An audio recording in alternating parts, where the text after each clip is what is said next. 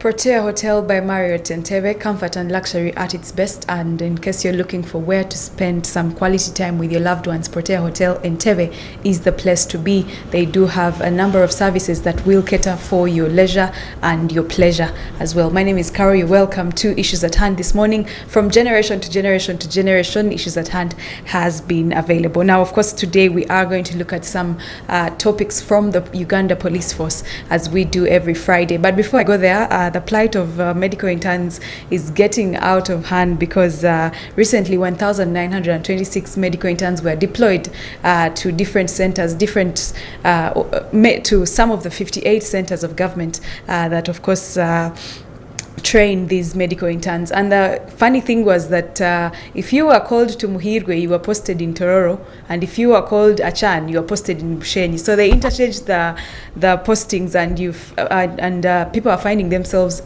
in districts that they thought they never would have ended up in. And of course, it is to say that the pressure that the interns put on government has caused or has led to all this. And of course, we shall be having a medical intern in studio next week to discuss, of course, how they are going about it, how many interns have not yet been deployed, because the number of interns that was deployed is very, very the interns that were deployed are very, very few compared to the numbers that we had or that we talked about here on Issues at Hand. But anyway, today I am going to be talking about traffic police again, like I did last week. There are things that we didn't finish discussing, and so I have Afande Kananura back in studio. You're welcome back, sir. Yeah, thank you so much, Carol. To our viewers out there, a good morning to everyone. My name is Superintendent of Police Michael Kananura, and I'm the spokesperson for the Directorate of Traffic and Road Safety, but I also double as the Community Liaison Officer for the same Directorate. Thank you. There are some rumors that apparently border borders are not the lead cause of accidents, and it's Sinotrax this time around. It's good you have put it that there are some rumors, and I think they are rumors, and I think they will always remain rumors. Basically, the statistics that we normally share every Monday or weekly statistics, they are based on evidence. We have very many officers in charge of traffic in various districts, actually in all districts of the country. We have regional traffic officers who always feed us with this information on the accidents that have occurred, citing for us where the particular places, the time, and the motor vehicles or motorcycles involved in those accidents. So all the statistics that we have always received for the past good weeks, it has actually been proved that motorcycles are leading. Carol, besides that, I also have a report, actually, which I received yesterday from KCCA. Border borders contributed in the year of 2021. Yeah, they contributed 51% of the road accidents. And the year of 2022, border borders contributed 43% of the road accidents. And remember, they are not the only road users. We have pedestrians on these roads who are also knocked sometimes. Then we have tukutukus, we have vehicles, then we also have passengers in vehicles. So we have always looked at these people who perish in road accidents. In that category, the way I have put it, we look at pedestrians, we look at motorcyclists, the riders, and the passengers on these motorcycles. Then we go ahead and look at vehicles traveling on these roads. Then we also look at passengers traveling in these vehicles. So the number of border borders dying in road accidents or road crashes has always been proven that it is the highest at all times. For example, the year of 2022, we lost on average a number of 12 people per day. Out of this number, 4 were riders on motorcycles, 2 were passengers on these motorcycles. So half, you can see 50%, 6 people were perishing while traveling on motorcycles or while riding these motorcycles. Then the 2 were pedestrians, other 2 were passengers in vehicles, the other 2 were drivers. So you really see that motorcycles continue to be the leading cause of accident, or to be actually to be involved in most of the accidents. Though they don't knock themselves, of course, they are knocked by vehicles. Only that when these vehicles knock them, for them, what protects them is the body of the car. So they are safe. Whatever they hit does not hit their bodies direct. Whereas it is different on motorcycles, that when we are on these motorcycles, our bodies are something that is supposed to protect us. We have nothing else outside that can protect us.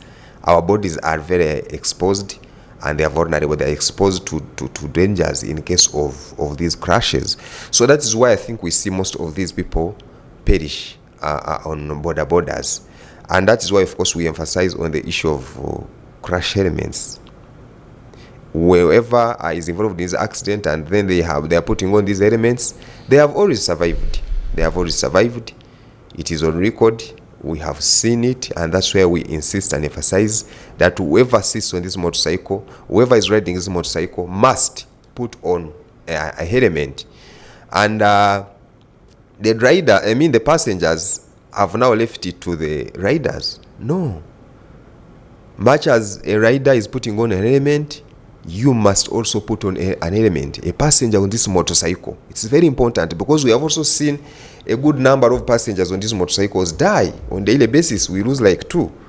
So if we can all adopt this habit of putting on helmets, talk about these children that we put on borders going to school. We have these elements for our children. Let us buy them. Let each parent take it as an obligation to buy an element that wherever we put our children on motorcycles, we put these elements on so that they get to school safely and come back safely.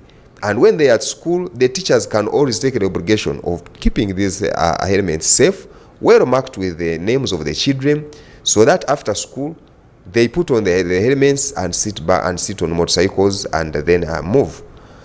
Then also, I can't forget to talk about this, that any child below the age of 12 must be accompanied by someone who is old on the motorcycle. And then we must also not see more than 2 people on motorcycles. It is very dangerous. We have found out that some motorcycles carrying like 4, even up to 5 children. It's very dangerous. It's very dangerous. Viewers out there, don't wait for the traffic officer to tell you that this is an offense. It is not only an offense, but it is a danger. It exposes your children to danger. Actually, the danger that is not something minor, but death in case of any crash. So let us really be careful. Let us be vigilant when we are using these motorcycles. This habit of passengers sitting on motorcycles, and all we think is that an element is meant for the driver or for the rider, it is very, very bad. When you look at the importance of an element, it protects us because our heads, the head is the most important part of our body, and then it has not have any spare. In the case of anything, you die. We can get an arm amputated and put another one or whatever, but a head, nothing. So that's why we have helmets for the heads, not helmets for the arms and for the legs. We know the leg can go off and you survive, but the head can't go off and you survive. So that's where we insist, please, viewers, you use borders. Of course, we all use borders in one way or another on a daily basis. Let's get these helmets. And if you know that for you use it every day, you can't avoid it morning, evening, and then of course you are cautious of your hygiene, please buy your own helmet. Carol, get your own helmet. Come with it here in the evening when you are going, put it on. I know most of you ladies, you fear your hair. Exactly. You fear your hair, and to avoid that, please get your own helmet from a shop which is very clean, which you use alone, but don't risk to sit on a boda boda. Is it compulsory for a passenger to have a helmet? Yeah, it is compulsory. Even if you look at its purpose or its use, there is no reason why you should sit on a motorcycle without a helmet. But then it protects you. implementation is not as hard as it is on the riders, like it is on the passengers. That's why now I'm communicating. If we look at the purpose, what does it do to a rider? It protects him. So is it only the rider who can get a crash? No, even us who move on those borders. So that's why it is important that we must, all of us, put all those crash elements. Even actually, when you look at the law, or the law itself of Road Traffic and Road Safety Act, the regulations concerning motorcycles, it puts it clearly that even passengers on those motorcycles must put on crash elements. Okay. Now you know that we have 4 modes of transport in Uganda, and that's 3 modes of transport in Uganda, and that's roads, air, and water. We are yet to have railway come in, but of course roads in Kampala account for 90% of the modes of transportation in the city, as opposed to rail and water. That is why, of course, traffic police is very, very important, because it does most of the work to protect and guide citizens on how to use roads here and there. And my question now would be, the border operations that happened recently on Wednesday, I noticed that they were very strong. I tend to come from Entebbe Road, and entering the city, you would see that the police is trying to stop every border that does not have a permit, every border that does not have ebisanizo, should I call it that? And I was very happy because we had talked about it, but it only happened on Wednesday. So then I stayed wondering. Yesterday it didn't happen. Today morning I didn't see anything. Even on Tuesday I didn't see anything. So I was like, do they do it once in a while, and in particular places of Kampala, or is it going to be a continuous kind of operation? This one, we intended it to really take place. These operations to take place, and they take place first and foremost in the entire, in all parts of the country, all regions and all districts. They are carrying out these operations. And our target is that every rider on the road, every motorcyclist must comply, must adhere to the rules and regulations of traffic and road safety. They must, first of all, put helmets. They must put also reflectors, and they must also have driving licenses. So I think probably where you pass is where they were active at that particular time, because we may also not do it 24/7. We do it as we rest also. We are not robots. Of course, we get tired. Exactly.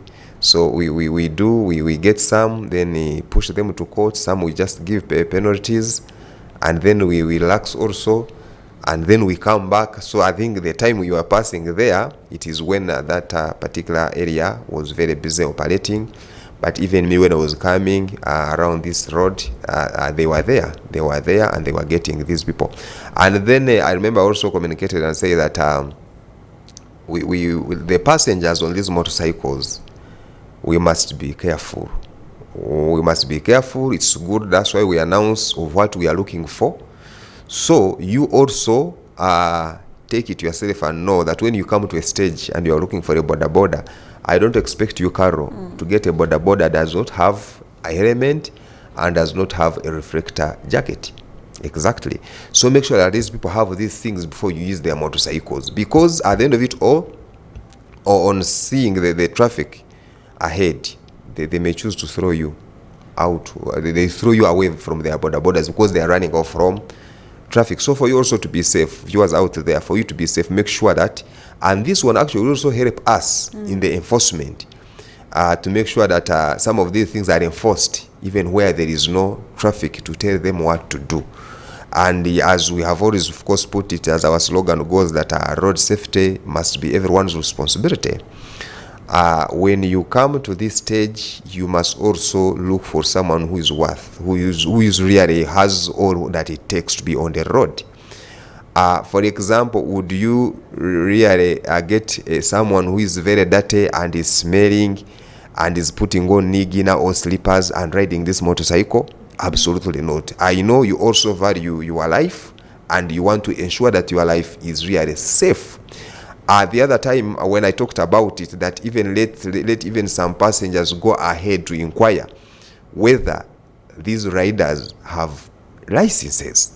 It is really of no harm. It is not harm in any way. It is not bad in any way. It is good and it is for your own safety. The passenger on this motorcycle, what does it cost you? You see, we are in a community where we don't want to mind, we don't want to care, even to the extent that when it is involving our own lives, we don't want to know.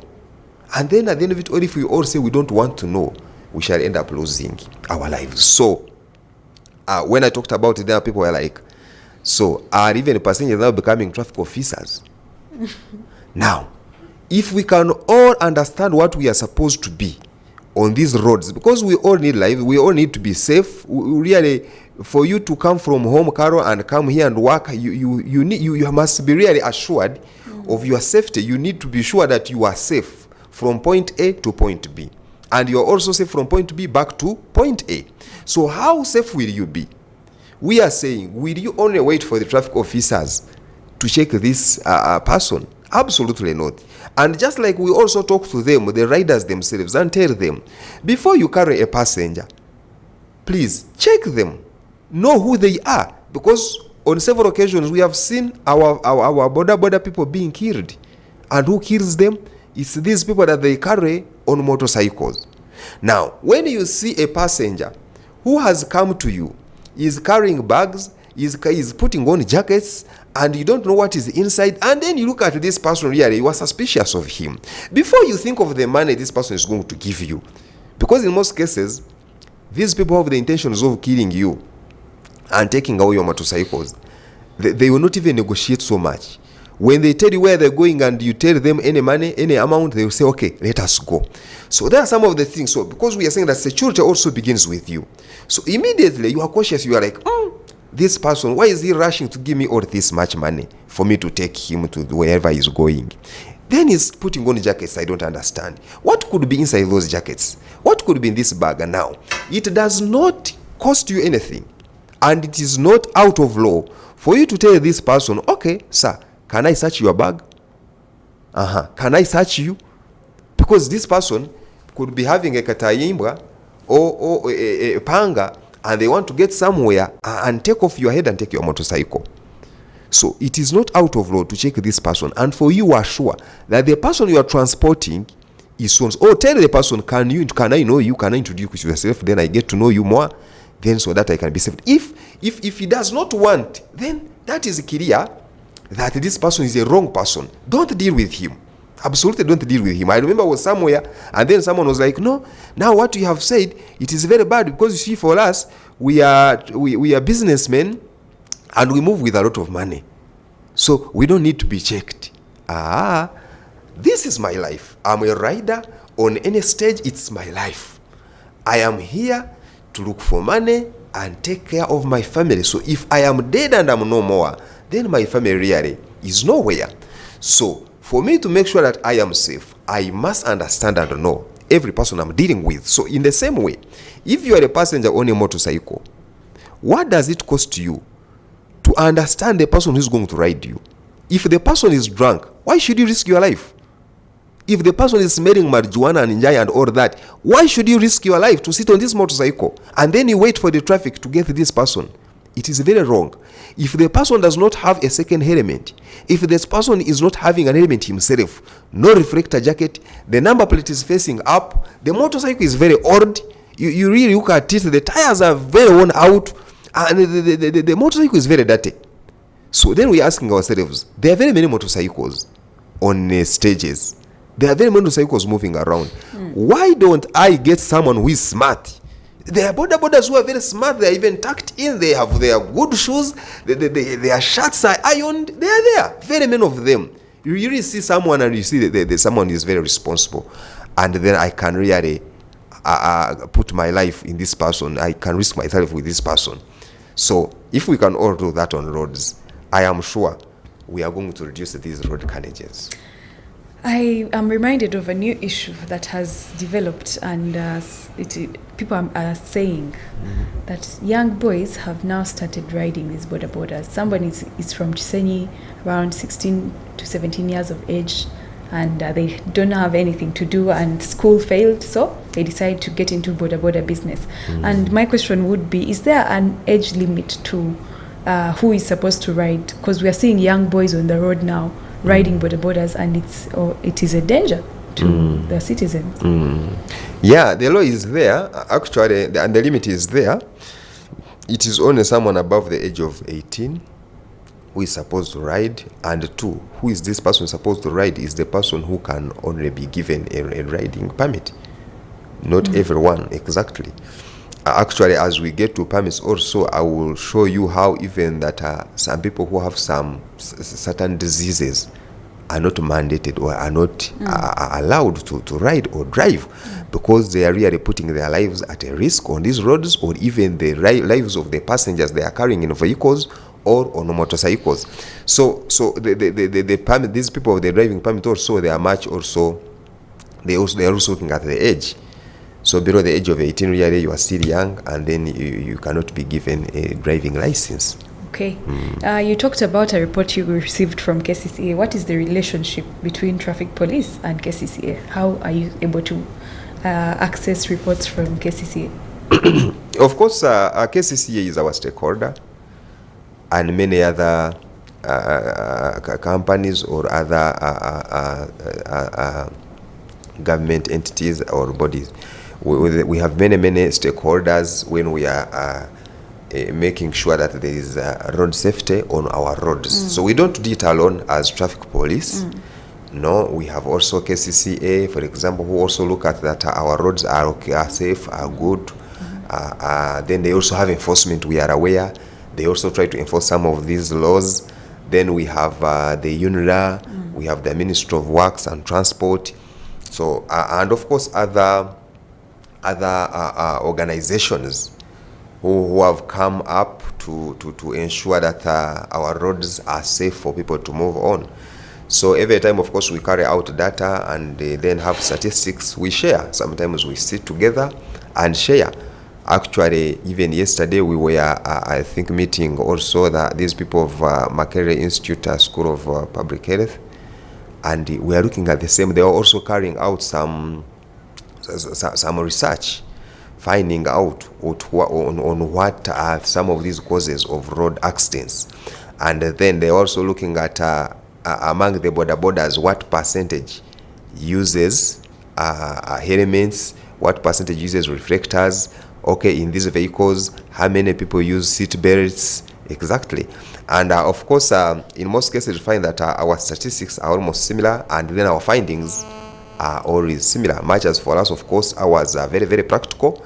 But even these people of Makerere, they are doing very good job.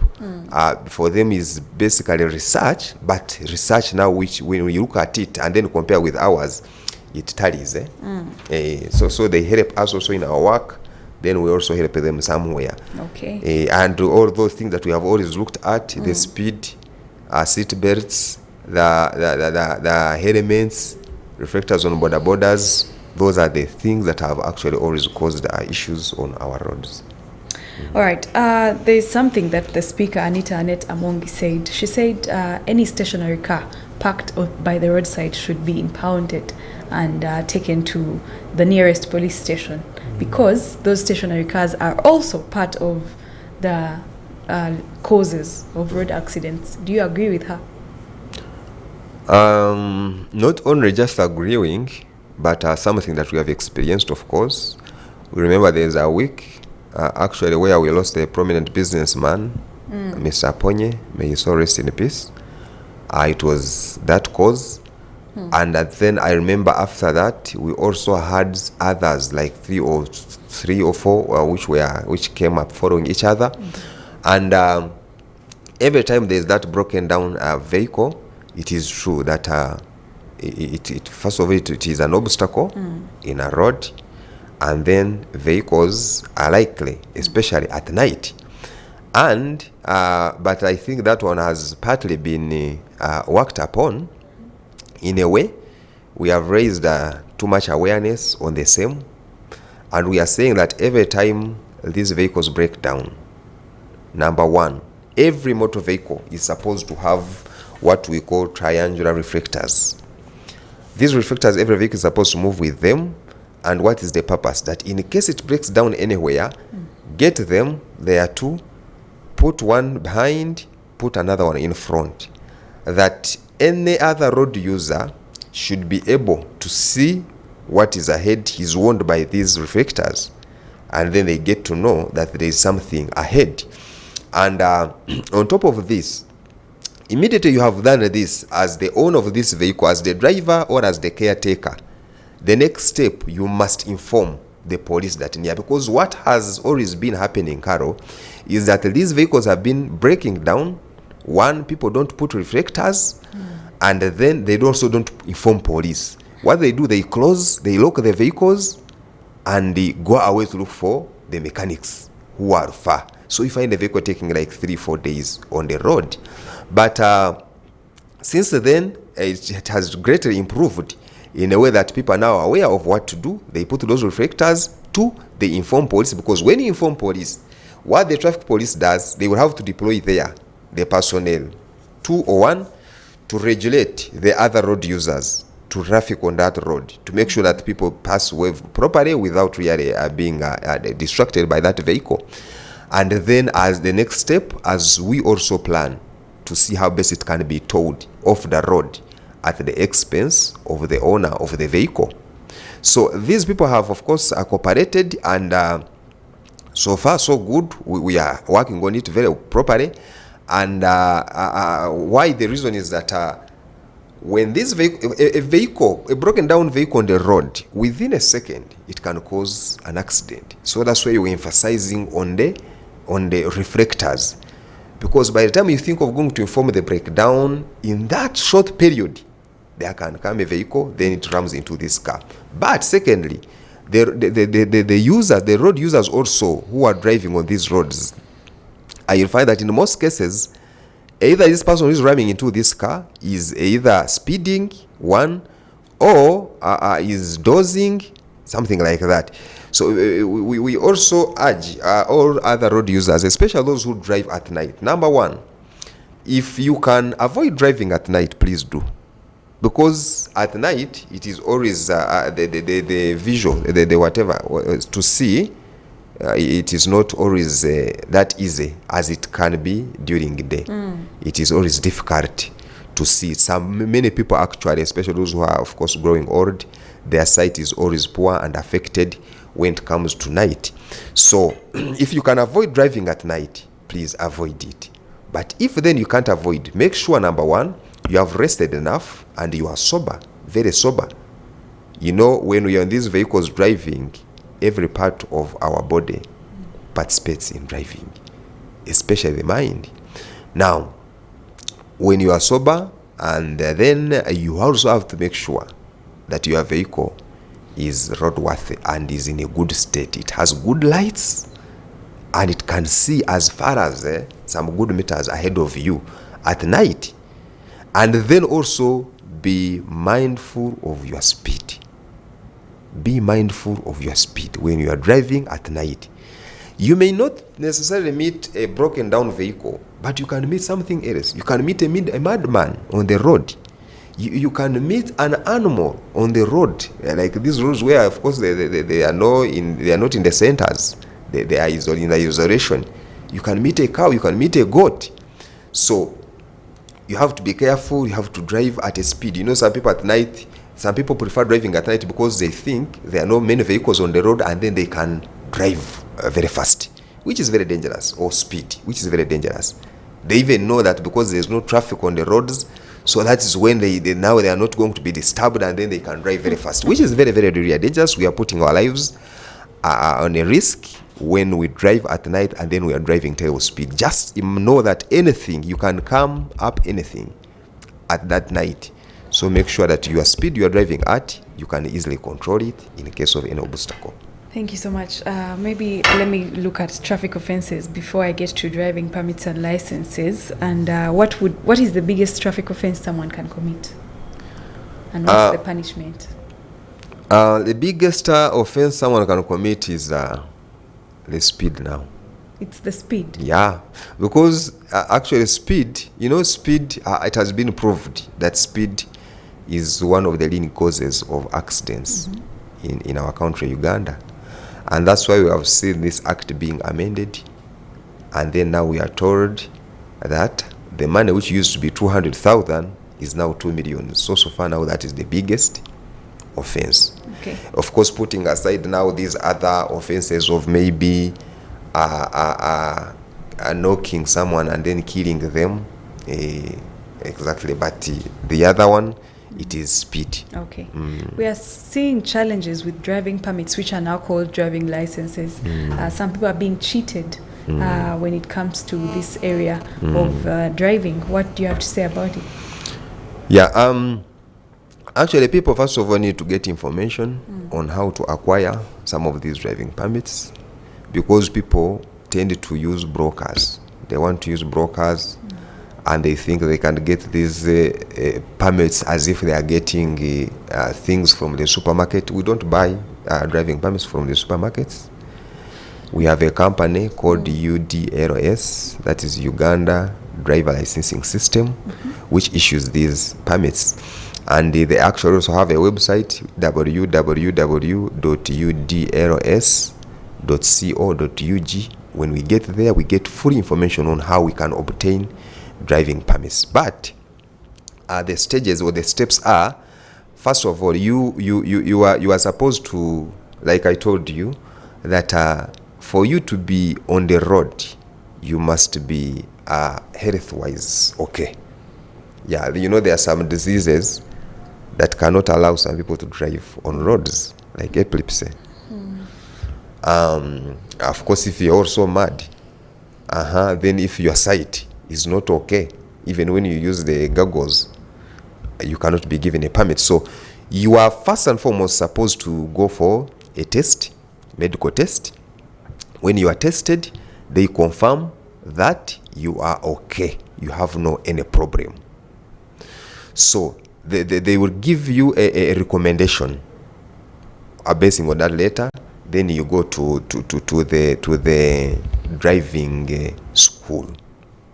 Now, driving school, you are going there to learn on how to drive. When you get there, of course, you present the other documents of the doctor. Now, this person of the driving school confirms that Carol, you are very okay, you don't have any disease, and then we can go ahead to train you on how to drive. Then immediately, you are also not to learn how to drive when you don't have what we call a learner's permit. Now, the driving school, looking at the letter from the medical people, they will forward you, they will recommend you now to UDLS for a learner's permit.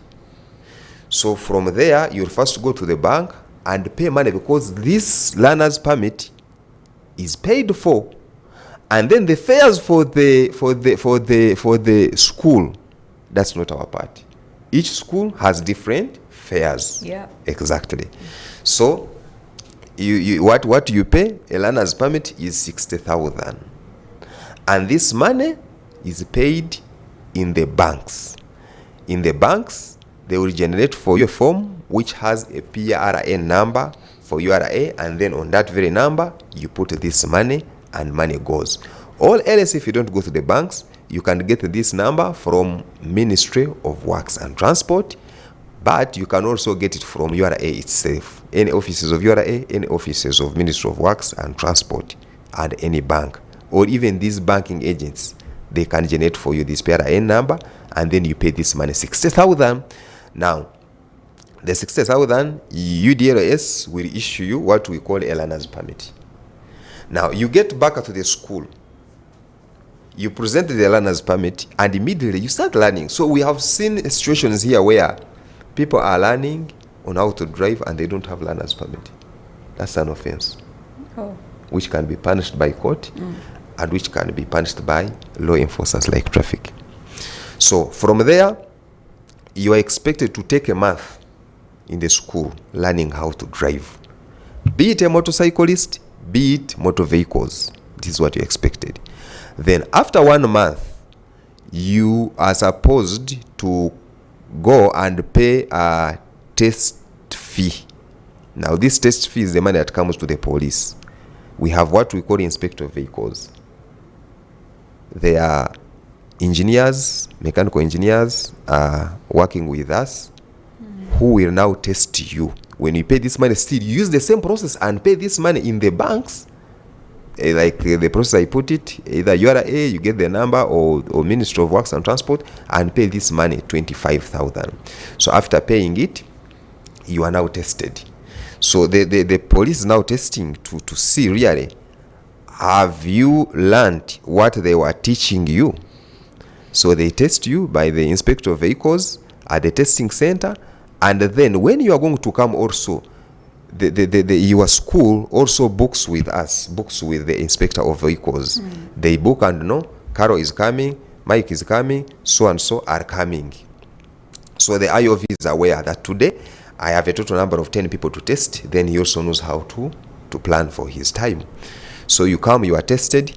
After you are tested, if you pass, then they recommend you back to the driving school that you have passed.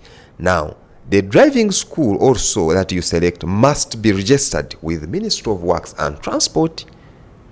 Note that every driving school is supposed to train drivers. It must be that school which is licensed by the Ministry of Works and Transport. So after that, so get 25,000, then plus 60,000, that is 85,000. That is 85,000. Now you have passed. Now the next step, you are supposed to pay for what we call a full license. And we can get these licenses for 1 year, we can get for 3 years, we can get for 5 years.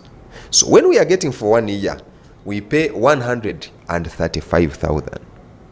So 135,000 plus 85,000, how much money is that? That is 220.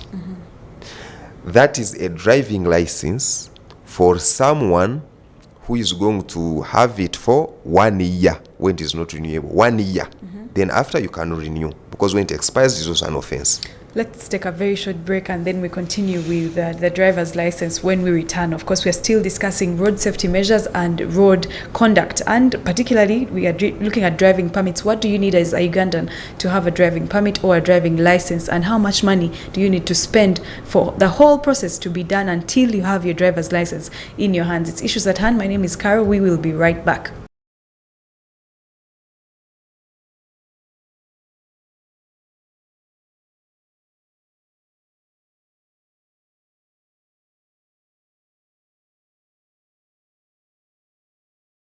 Comfort and luxury at its best, it is Protea Hotel by Marriott. Because of time, I'm not going to go to the details of that, but I would like to continue with my conversation with Afande Kananura about the driving permits and licenses.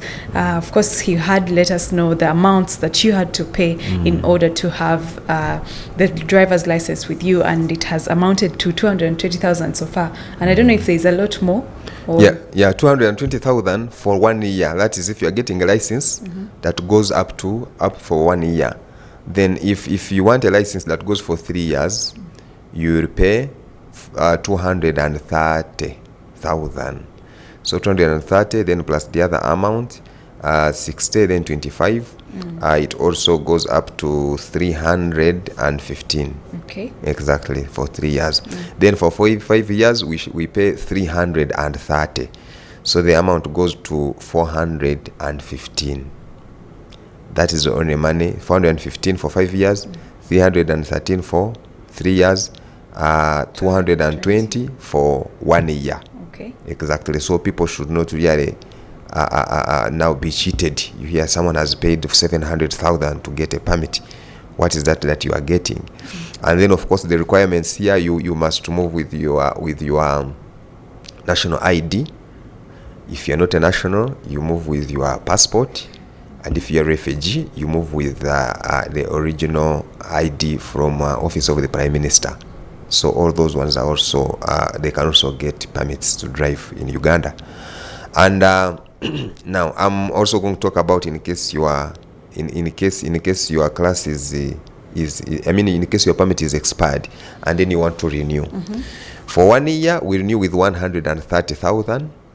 What is required, you pay this money in the bank, and what is required, you only move with your expired permit, and you also move with your national ID.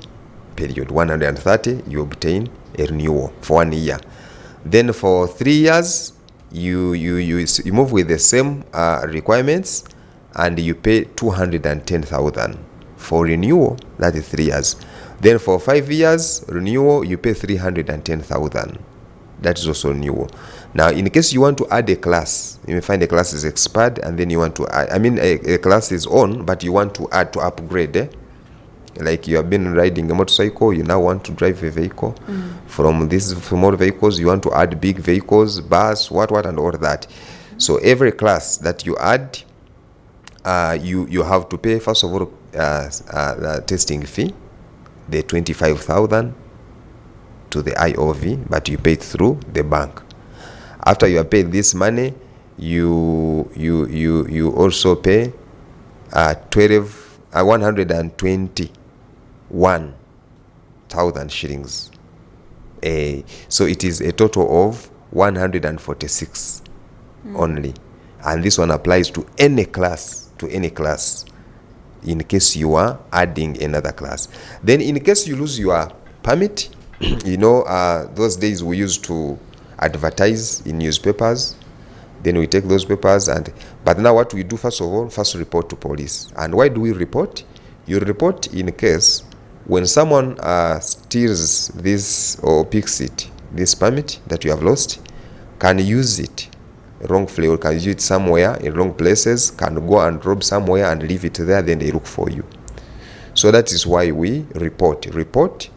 Have that report from police. A letter shows that you lost your driving permit and you reported. And when you are reporting, you are getting this document. It's not for money. It is free of charge. Don't pay any money. And after that, now you move to the bank and pay 121, only 121. Then move with your ID and the other letter that you picked from police. Then for you to be given what we call a duplicate permit from the company of UDLS. Okay. That is it. Out of that, other things, no. Someone is trying to cheat you. Thank you. That's how we obtain permits. Maybe lastly, is that all for driving permits and licenses? Before I move to how people are supposed to behave on roads. Come again on the question.